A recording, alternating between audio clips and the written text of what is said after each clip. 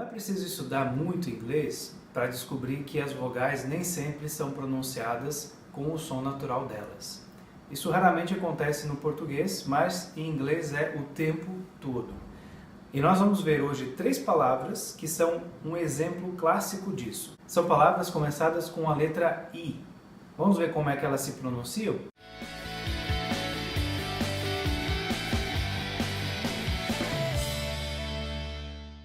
E aí pessoal, tudo bem? Sejam bem-vindos a mais um vídeo do Falou, Tá Falado. E hoje nós vamos aprender a pronunciar 3 palavras que são bem curtinhas, mas muito importantes porque são usadas bastante durante a nossa conversa em inglês. Mas primeiro vamos recapitular o som natural das vogais em inglês. Você deve ter aprendido isso na escola, porque todo mundo aprende, mas não custa a gente recapitular. A, E, I, O, U. Esse é o som natural das vogais em inglês. A, E, I, O, U. É o nosso A, E, I, O, U. Outro dia eu estava assistindo um vídeo de um outro blog e eu aprendi que nos Estados Unidos, nas escolas se ensina que as vogais são A, E, I, O, U and sometimes, ou às vezes, Y, o Y, que é pronunciado Y. Então, de vez em quando, essa letra ela é considerada uma vogal também nas palavras em inglês. Bom, mas você deve ter percebido que eu destaquei a vogal I, que é o I. Essa vogal nem sempre é pronunciada com o som natural. As 3 palavras que nós vamos destacar hoje são exemplos disso. Por exemplo, como você pronuncia essa palavra?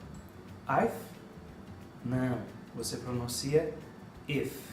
Perceba que o I tem um som disfarçado de E. Fica como se fosse um meio termo entre I e E. O I e o E do português. Então, a palavra fica if. Consegue repetir? If. Não é if, como normalmente a gente ouve. No português, nós temos o costume de não deixar as consoantes mudas quietinhas. A gente costuma colocar uma vogal no final só para não deixar ela passar em branco. Isso é aceitável em português, a gente entende o que é dito, mas em inglês não é aceitável, as pessoas não vão entender você falando if. Então, qual é a pronúncia correta dessa palavra? If. F mudo, não acrescente nada depois no final dessa palavra. If quer dizer se. É a palavra que a gente usa para iniciar, por exemplo, uma condição ou estabelecer uma condição. Por exemplo, if I get in, se eu entrar, entendeu? Esse é o sentido da palavra if. Vamos ao segundo exemplo? Eu até já falei essa palavra no exemplo da frase que eu dei antes. É a palavra in. As mesmas regras que você aplica para o if, você aplica para o in. Só que tem algumas diferenças.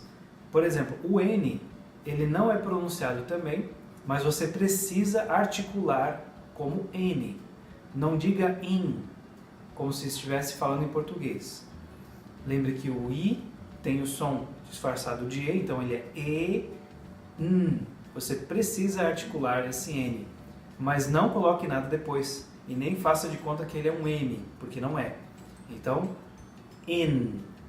Essa palavra quer dizer dentro, como na frase que eu citei de exemplo, if I get in, ou se eu entrar, é a condição que eu estabeleci. Se a palavra in estiver junto com alguma outra, formando uma segunda palavra, uma palavra diferente, ela sempre deve receber a ênfase, sempre deve ser a sílaba destacada na palavra. Vou te dar um exemplo. Inside. Não deve ser lida inside.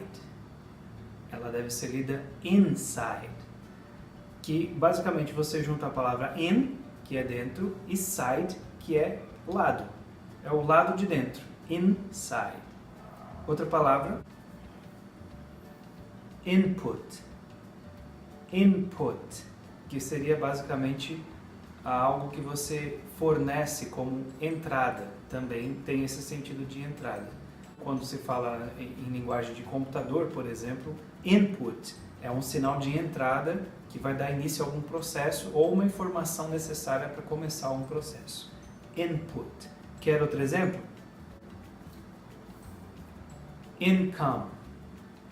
Essa palavra não é income, é income, que significa basicamente algo que entra, algo que vem.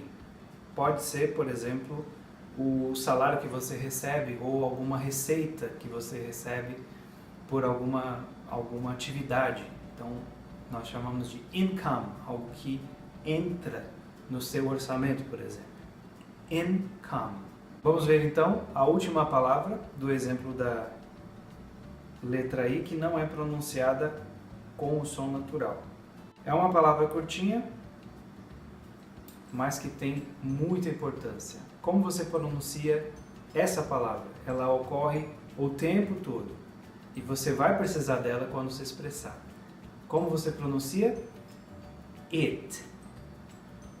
It. Perceba que o I tem aquele som disfarçado de E. Você não vai dizer it, que não é it, é it. E o T precisa ser mudo. Às vezes a gente ouve as pessoas pronunciando it. Sabe o que um nativo entende quando você pronuncia it? Ele entende isso aqui.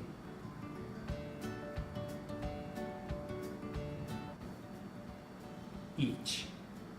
Para eles, it é cada. Each one, por exemplo, cada pessoa. It é a terceira pessoa do singular que você usa muitas vezes como sujeito nas frases. It é uma coisa totalmente diferente, por isso você precisa tomar bastante cuidado quando pronunciar essa palavrinha. Todas as outras também, mas especialmente essa porque ela vai ser muito usada. Então, não confunda e pronuncie corretamente. It.